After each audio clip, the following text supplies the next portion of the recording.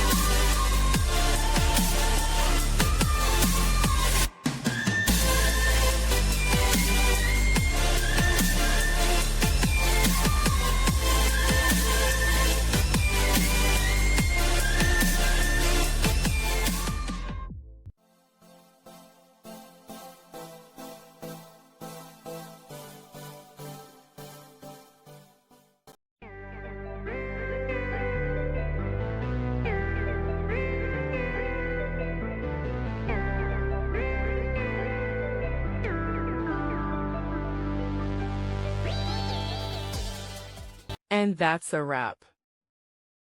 I hope you found the answer you were looking for. If you did, take a second to hit that subscribe button. It really helps out. And let me know in the comments which solution worked best for you. See you next time in the debug zone.